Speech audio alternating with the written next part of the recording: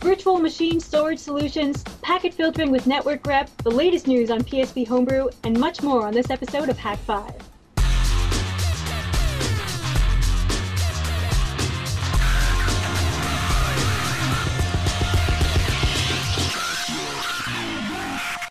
This episode of Hak5 is brought to you by GoDaddy, Gamefly, Squarespace, and viewers like you. Hello and welcome to Hak5. My name is Darren Kitchen. I'm Matt Lestock. And we are joined by the infamous Jenn with two N's from Canada. Oh, I'm infamous now, eh? You know, and we are now 30 seconds in when we have our first A. Jenn, yeah, it's pretty common. Jenn, if you don't remember, was the one that invented basically gaming internet television back in 2005. I wouldn't say invented, but I'd like to think I contributed something to it. She refined it quite a bit. Down with the, you know, podcaster OGs, I'm saying. Right, before the iPod had video and all that fun stuff. Oh yeah, definitely. Oh yeah. So how's it going up in the Great White North? Not bad. It's actually really, really hot outside. It's been 30 degrees the last little while, so I've been outside hiking, getting a tan. It's all good. Okay. Yeah, nice. Well, it sounds like it's a great time of year for us to head up to Toronto. I know that's... It's a little. Oh yeah. It's a little tight. We've got.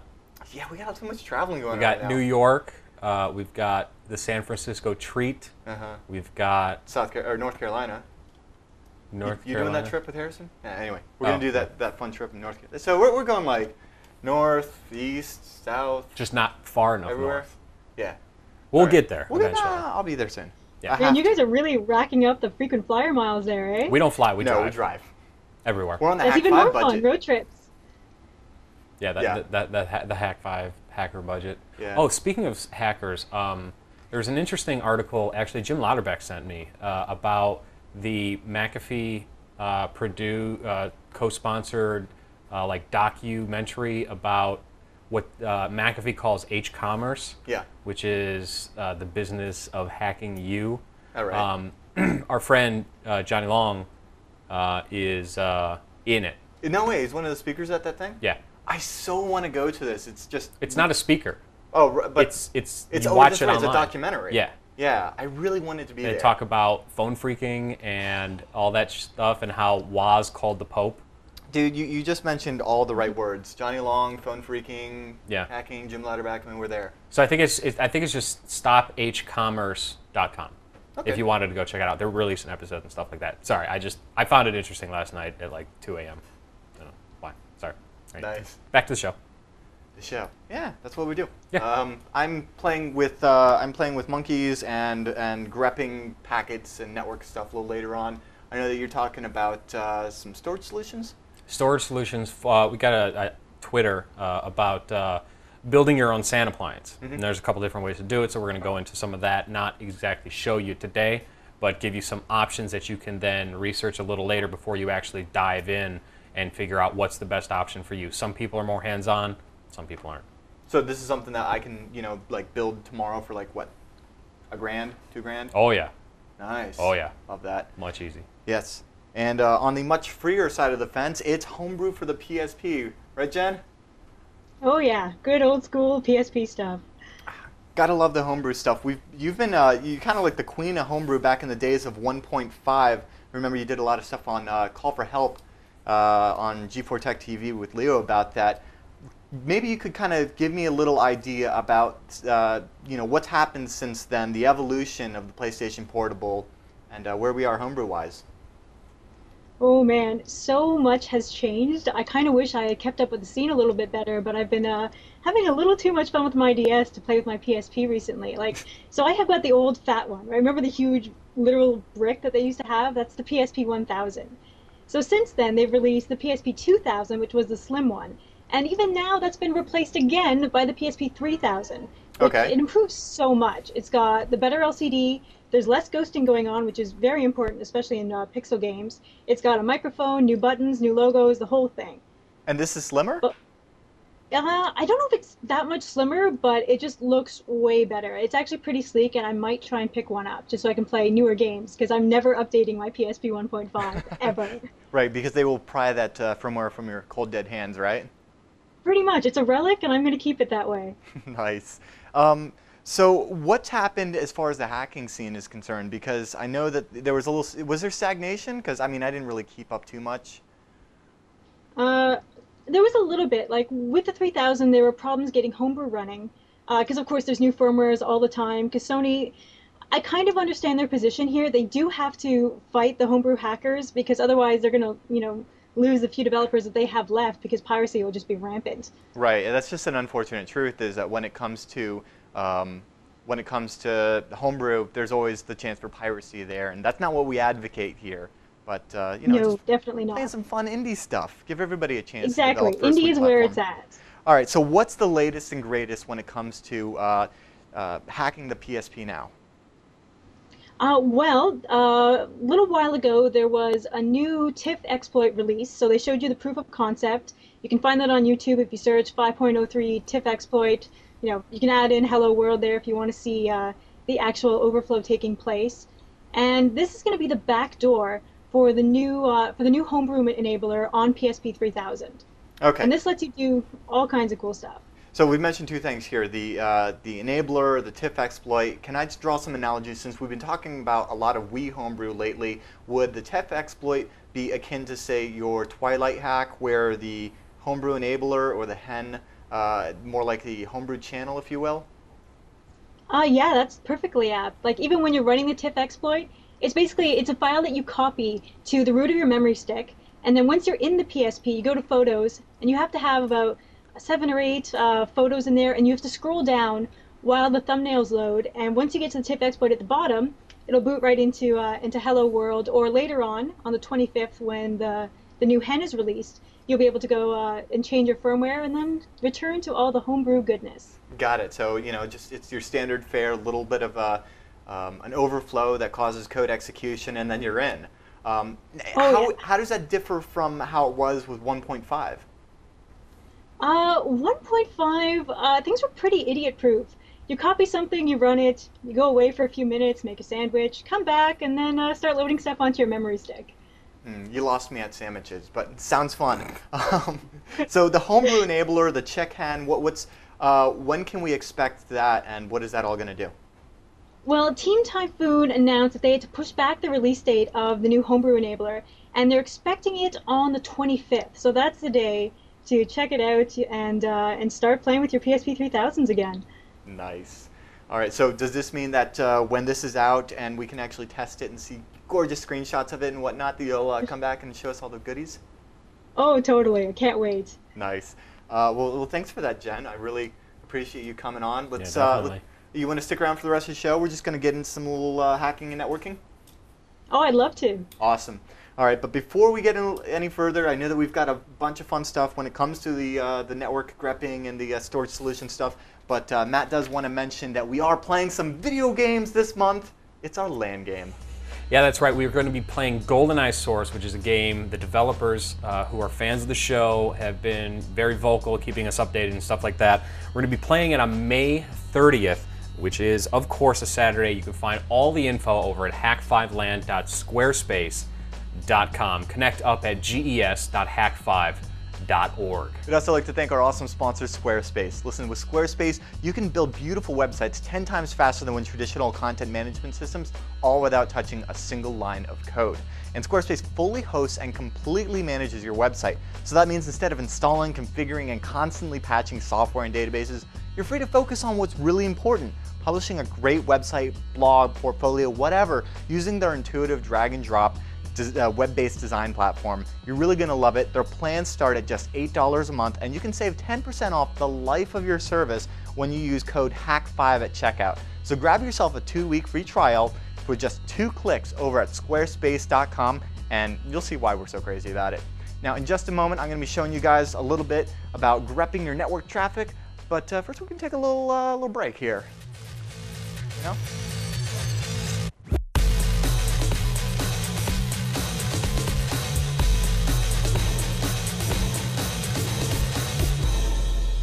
lately we've been talking a lot about filtering and sniffing and looking at packet captures or live data across the wire.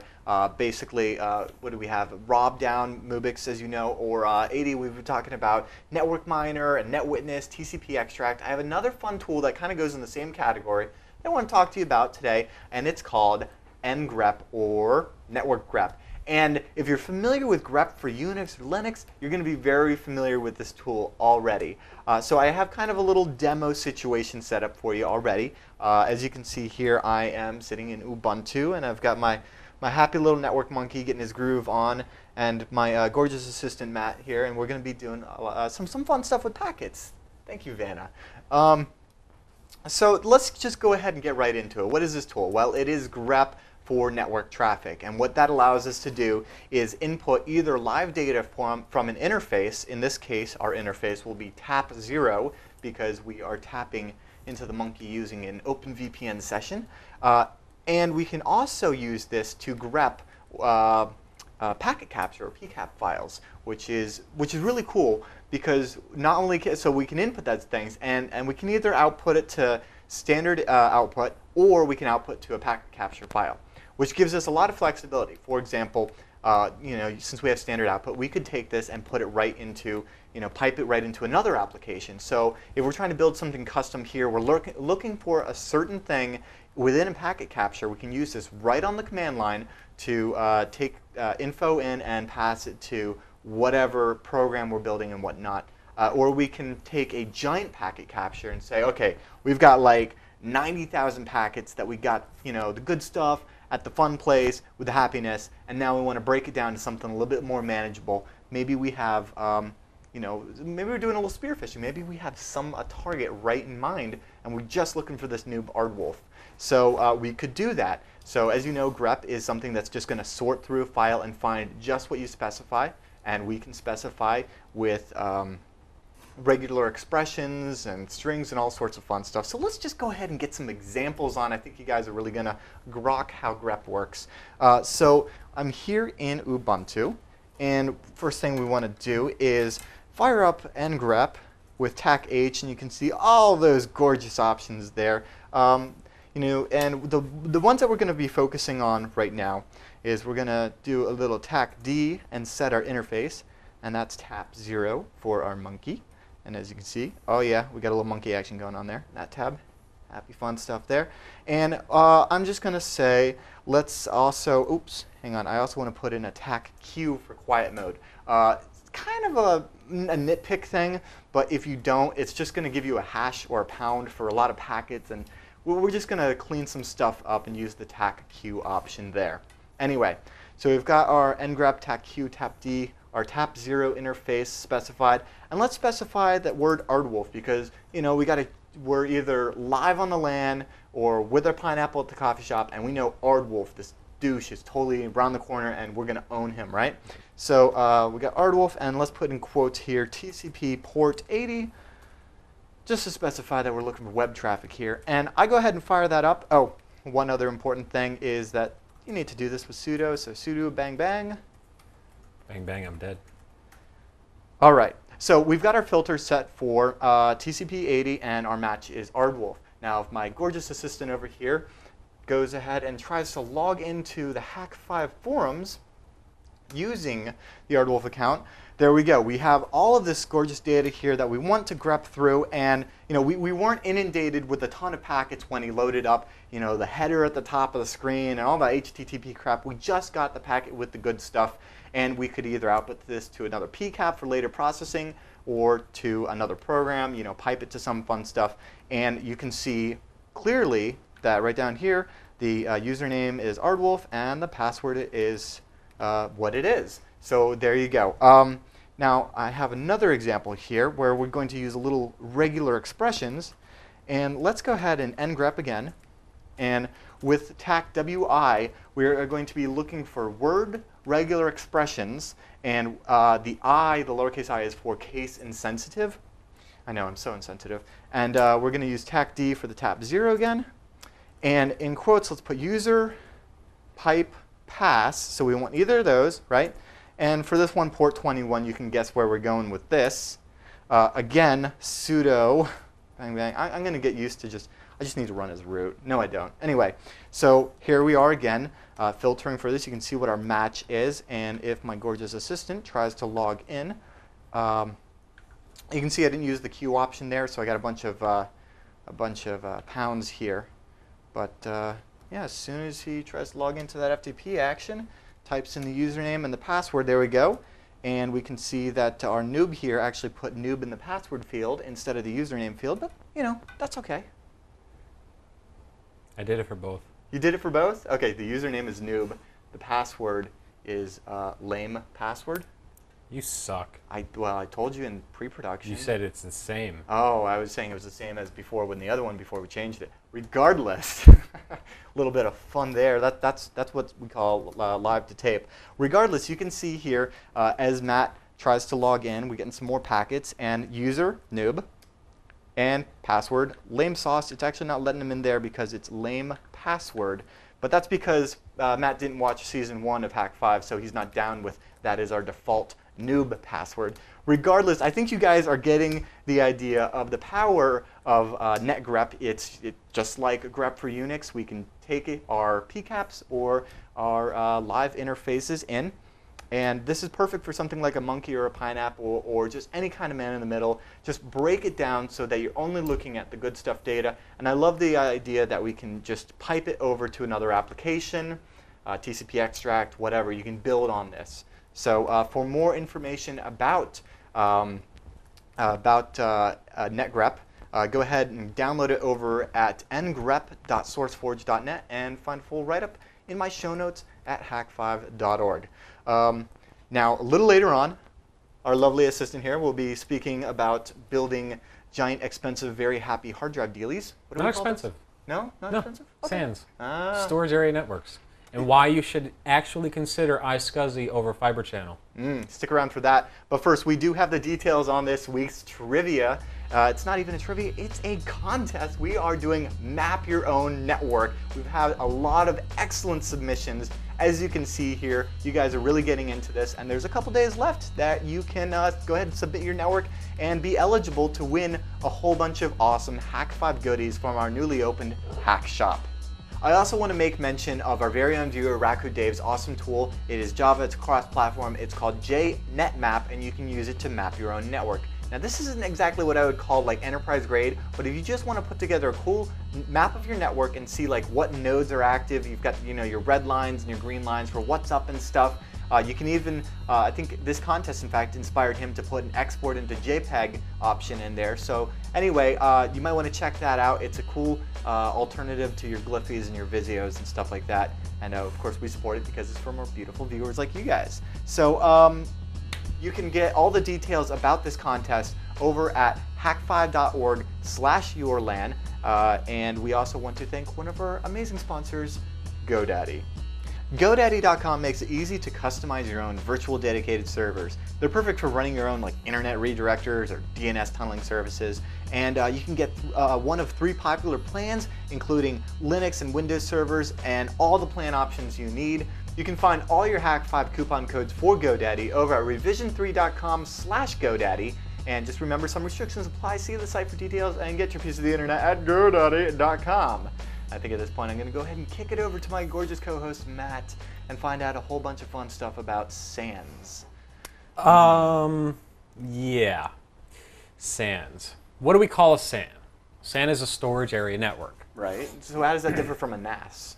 Well, I'm going to play idiot here, but I'm actually like, really? Okay.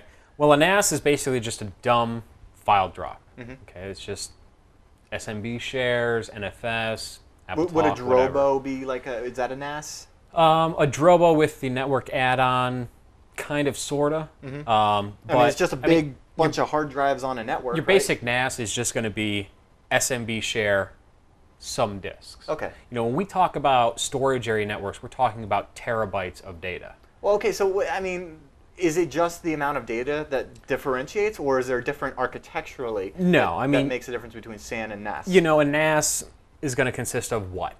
4 drives, your home system that you're going to buy from Newegg, 4, maybe 6 drives, something like that. In a NAS or in a SAN, you're talking 8, 12, 16, 32, storage area network really is its own network. It's its own fabric outside of your... So this doesn't run on the same, like the same switches, the same LANs as you would run all your other gear? It can if you're extremely,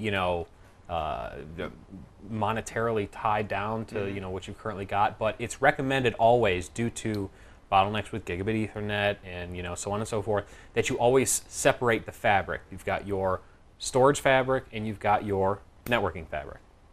What we're going to actually talk about today is the ability for you to create your own storage area network. There's no reason that you guys need to spend $50,000, $60,000 on a EqualLogic or a left-hand networks unit unless you actually need the features that they provide.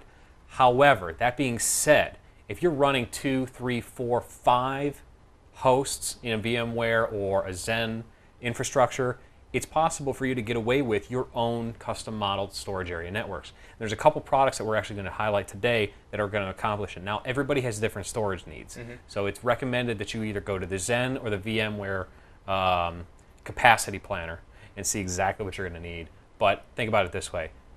Darren, you run Active Directory at the office. Yeah, of course. How much is your Active Directory server taking up as far as hard drive space goes? Nothing. 20 gigs? Yeah, seriously. It's actually pathetic that it's running on its own physical box, but that's about to change. I just finally, they actually give some money to oh the my IT gosh. department. And what am I doing? I'm virtualizing. There you go. See? Yeah. So this is I start getting into the SAN territory when I start talking about more than just like 4 or 5 VMs on a beefy machine. I start talking about like crazy stuff like you've got in a giant rack. I mean, it all depends. If you're going to be doing high database I/O and you're going to need a whole lot of IOPS, then a 10 gigabit Ethernet with 15,000 RPM drives and a RAID 50 is going to do you cake. Okay, and you're going to show us how we can make that like homebrew, like without going to like the big boys and just buying a solution off the shelf? Exactly. Okay. So first we're going to start out with some home solutions, and those are being pre-configured. Don't have to worry about it. You just go out, you buy it, and it's got an iSCSI target. Now we're talking iSCSI because iSCSI is a whole lot cheaper than Fiber Channel. You don't have to buy new switches. You don't have to buy new interface cards. You don't have to set up, blah, blah, blah, blah. All the bullshit that goes around with Fiber Channel. iSCSI, IP interface, much easier to implement, and then separate as you need. So the QNAP is the manufacturer I recommend for pre-built solutions that have iSCSI targets built into them. These are enterprise class devices. The storage build, the build quality on them is great. The storage management software is great. And you can hook it up with an iSCSI target directly into VMware or Xen. It just works. So that's the beauty of going with a SAN and having the iSCSI is you just hook it right into your VMware, whatever your infrastructure is, and bam, right, you got a storage solution. Exactly. Now, how much is this going to hurt here? Well, let's say you wanted to rack up a unit with 8 drives or so.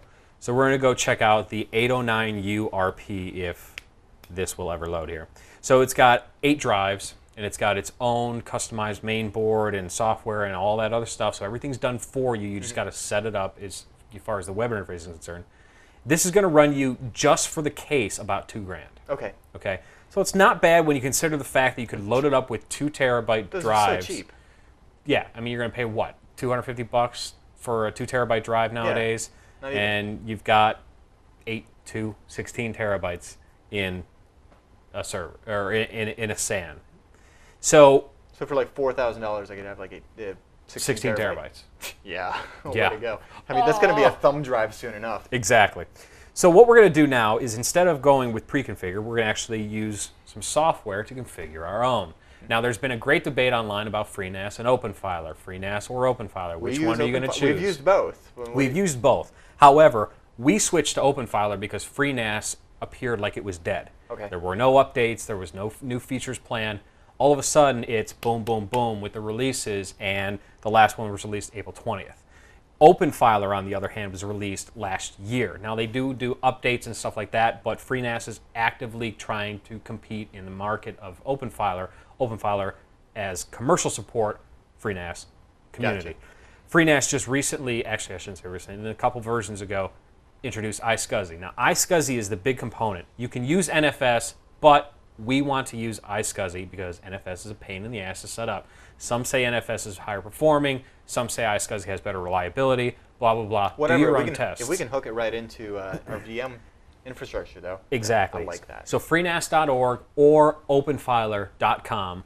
Openfiler documentation is a little bit harder to find because they lock it up with payment. But anyway, so the other thing that you could do is we can build our own. I love rolling my own, man. I know. If I had, you know, the amount of money that, you know, I needed to... I see what you're doing. Uh-oh.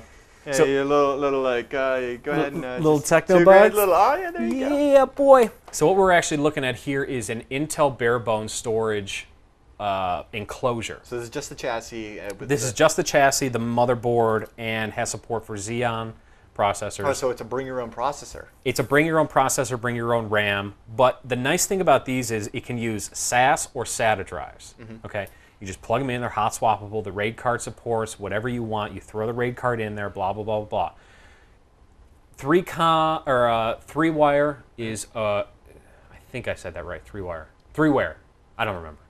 One of those two. One of those two. They make really, really, really good RAID cards. Okay. Screw your Adaptec, screw your High Point, screw your Promise. Really, no love for the Promise. 3-ware, I think, is the company. Damn it if I can remember. Is the one you want to go with. They support JBOD all the way up to RAID 60 and stuff like that. LSI is another good one if you can actually find a controller. RAID 1+5 in a RAID 50 config or something? No, RAID 6. Wait, RAID Remember 6 how I over, explained yeah, 50? like 50, but with 6. With Gotcha. dual parity. I see. Yeah. Ooh. Yeah, it's sick. But so what you're going to need to do is you're going to need to get one of these, but we're also going to need to install the operating system or whatever solution that we're going to use for this. Grab this in a Xeon and an operating system. And we're going to buy one of these. Right, because we could just run like OpenFiler or like you're saying FreeNAS on one of these. Or you can run a more specialized piece of software, Like SandMelody, which is just software. Bring your own appliance. We give you the software. We give you all this kind of great technology, iSCSI, snapshots, replication, so on and so forth. That's hot, oh yeah, dude. you push it off site and you don't have to worry about This backups. sounds a little commercial, doesn't it? It's commercial, but this allows you to roll your own hardware package, which you're not locked into, 12 drives or 16 drives. You can expand exponentially. They have packages up to 32 terabytes for, and then they have centralized management and so on and so forth, and it gets plugins for VMware. So if we want to later on, we could take that same Intel chassis dealie and just keep adding more to our rack. Exactly. And since it's just, twisted pair, we don't need to worry about any ridiculously expensive infrastructure overhead there. So this would plug into our IDE controller. We install our operating system on this. Is this the replacement to the proverbial bootable USB drive? Bing! Nice. Yes, it is. So for those that aren't down with the specs, what is this guy? It's a 4 gigabyte flash, solid state, plugs right into the IDE port, and you just looks like another hard drive to the system. Gorgeous. And you don't have to worry about it. You don't have to worry about jerry-rigging some hard drive elsewhere in the system. It's really a really nice piece of hardware. And they range sizes from 512 all the way up to 32 gigs. So depending on what you actually need. Yeah, for some of that open source stuff, I mean, you only need like 200 megs if that. Exactly. Yeah. Now, I just got an email that VMware vSphere 4 was just released and available to the public. I'm going to be playing with that and showing you some of the differences between networking your current physical infrastructure to your networking infrastructure.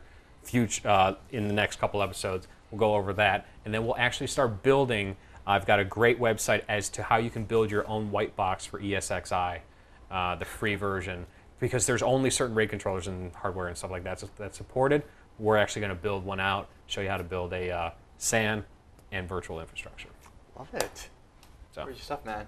Thank you so much for laying down the info as far as the SANs are concerned. I hope you guys really enjoy that. Of course, if you have other questions about your infrastructure or your other IT needs, Matt is the man when it comes to architecting these systems. I feel like I've kind of followed into that, there's two types of administrators. Either you get your architects and your maintenance, and the difference is had money don't have money, so it's good to have an IT geek that has some budget going on. Yeah. So I will be following your footsteps here shortly. We do want to wrap up this show here real quick, and before we do, we got a couple of your emails, but I do want to mention one of our excellent sponsors that is bringing you the Technolist this week, and that is our buddies over at GameFly. GameFly is the largest online video rental service with your choice of over 6,000 new and classic titles across handhelds and consoles. That means get your PSP stuff on. Yeah. Now, with plans starting at just $15.95 a month, GameFly members can rent up to 1 to 4 games at a time and keep them as long as they like. That means there are no late fees, no due dates, and once you're done playing, you just send it back and they send you the next game in your list. And if you really like a game, you can just simply click Keep It on their website and they will give it to you at a discounted rate. They will even mail you the case and the manual free of charge, and Hak5 fans can get a 2-week free trial when they go over to gamefly.com/Hak5. So some restrictions apply. See the site for details. And thank you, GameFly, for sponsoring this fine educational entertainment that we call Hak5. Isn't that right, Paul? Paul, come on, I got a what up. Thank you. Yeah. So now we do have a couple of things here that we do want to mention before we wrap up. Yep. First of all, Revision 3 is doing it up straight over at E3. You know what I'm saying?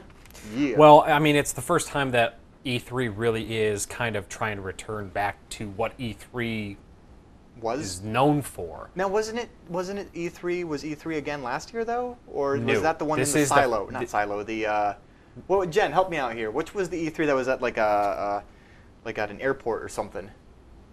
Maybe not last year, but the year before. Yeah. Because they did a seriously scaled down version, and that's kind of when I stopped going. That was the business version. They tried to loosen it up last year, and then they said, okay, it's not a return to form this year, but the public is welcome again. Mm-hmm. So it's like, wow, big fuck up on your part, much. So the public can go now. Yes. It's like a mistake was made, but we're not saying we made a mistake. Right.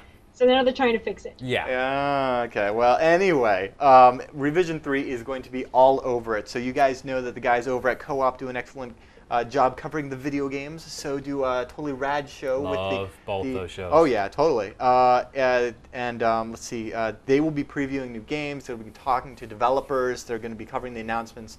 So you can head over to revision3.com/E3. They will also have live streaming coverage from the event. So that's kind of exciting, man. You know, breaking out the old... We went to CES, but, I mean, now that you know what CES is, would you rather go to CES or to E3?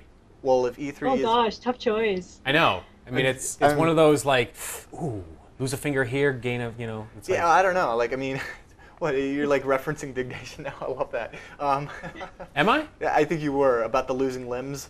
We were just watching that earlier. Oh, yeah, that's right. Subliminally, yeah, Dignation. It's working. Go watch the Wizard Naked episode. Yeah, that's pretty good. But I don't know. I mean, my E3 experience has always been lived vicariously through Jen. Yeah. I mean, Jen, you've been to both, haven't you? No, actually, just the E3s. Been to several E3s. Okay. It's hard to say. I mean, like... Although we got to meet LeVar Burton at CES. And we got to meet Paul got man love. Good. So, yes, I mean, Paul got important. man love from LeVar Burton at CES. I don't know. Don't make me choose. Check out the pictures on Flickr. Yeah. But maybe we can, if we it's such really an want to easy work it choice. out. There's just no contest. Yeah. Yeah, next year. Yeah, next year. We'll make a plan for it. But definitely check out Jen's coverage from the prior years to get a taste of what it was like in the heyday. Yeah. What episodes were those, Jen? I'm not sure. I know I posted from an E3 way back a standard booth babe video. It was just like this huge dance number that they did every 20 minutes, so I had to tape it and post it. Yes, good stuff. Over at, what is it, openalpha.tv? That's the one. Awesome, and they can She's find... paying the big bucks for the domain. Yeah. Well, hey, the island's I got that years ago. It's paid for a while. Yeah, and the island isn't sinking. Yeah, not yet. No. So your domain is secure. Jen, we can also find you at your blog over at jencutter.com, and of course that's Jen with 2 N's. That is the Jen with 2 N's That's from the Canada. Canadian spelling. That is. Yes. They have cores there. I'll tell you about it next episode. Yeah. Now, we also want to thank Pete about his tank cam. Oh, yeah, you got to check this out. So Pete emailed us in. He actually, kind of similar, well, no, not similar at all. similar in the wording, but not at all about the tanks and the cameras with our little rover dealie. He actually has a webcam up in his tank, and you can use an iPhone app or you can use a web browser to go ahead and actually control the tank. Go ahead and check this out. Oh, do you not have the live demo? Yeah, check it out for PC. Because you can actually pan the camera around, you can turn on and off the bubbles, and you can there's a little skull. There's a skull, and you can actually like make it open and close like Dino Mouth. Check out the Dino Mouth. Hold on, I just turned off the aeration. Yeah, and then shut the Dino Mouth. Oh yeah. So I'm always like I'm gonna get a fish. I'm totally gonna get one. I'm like, you know, but it doesn't happen. Oh, anyway, awesome. I thought it was awesome. Neat project. Find it at tinyurl.com/. What's he using? Cam. That's past tense. I don't know what he's using. I think it's. There's no right clicky. I don't know. It's got to be Flash. It's some network cam. I'm gonna get a fishy. You're gonna get. All right, cool. Well, he gets a fish. I also want to remind you or let you guys know. Red Zine wrote us in to let us know that the tool we talked about last week, the network miner, can actually run in wine. And he has details over at this awesome blog at Blogspot. It's geek00L at .blogspot.com. Just look for the December of 08 or we'll entries. have links in the show notes. That's even better. I like that idea. But you know, okay. So we were talking about use all the tools at your disposal. We were playing with Linux tools this week, Windows tools the week before, Linux tools again the week before that. So I mean, there's no reason why you can't just run things in Wine. It's not an emulator, but it does run Windows apps. Right. Yes. And I think that's pretty much it. Oh yeah, that's right, Goosh. Leonard von Stockholm wrote us in about this Google command line website. It's goosh.org, and basically you just go there and type Google space whatever you want. And no, space is the bar. There you go. And there you go. You get your entries. You can press the number 3, and it'll open. It's interesting. That's pretty cool. There are some Google, I think it's like apt-get Google CMD or something. Anyway, there's some command line Google applications. This one is in an Ajaxy website.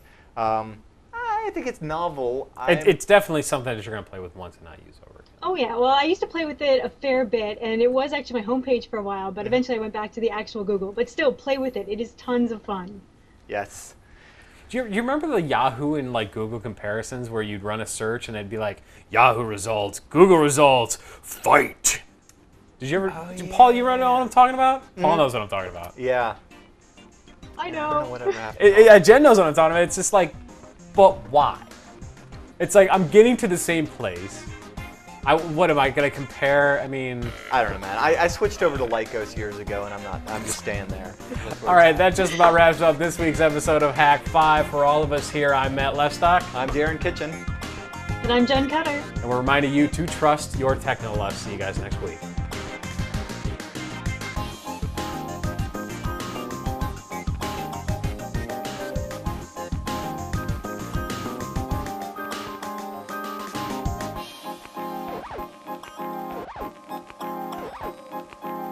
Golden Eye Source. We playing at guess.hak5.org. Failed again. All right. Guess how to spell it. Get it? Me. You stay. I will stay. I'm on my mark. Can we put a little green X on the ground? I'll stand on my X. Exactly. I'm stunned you guys haven't done that yet. Oh, jeez. Do I need to iron this? Darren's got floppy collar syndrome. I also wanted to mention, pertaining to this contest, that if you'd like to, you could probably do some stuff, and that'd be fun, and I'm probably going to be doing some stuff and fun stuff with stuff and fun. Back to you, Matt. Wow, Skype 4.0 is a naggy piece of shit. It's like, this is happening, this is happening. Oh my god, there's a lot of background noise. Shut up, I know, I'm filming a TV show. In 3, the number you don't say, silent again. So last... Boom shaka! No boom shaka. This is exactly you can't pause for 5 seconds. This is exactly how I wanted to start the show. Oh really? The segment. With the big, I have no idea where I'm going right now. I'm gonna make some shit up. Monkeys are fun. Are you doing it? I'm doing it. Okay, you're doing Squarespace. No. It's a really good read. It's like 3 paragraphs, Matt. You sure you don't want to read it? All right, fine, guys. I wonder if it'll... No, it's not. It doesn't. It's not a wing.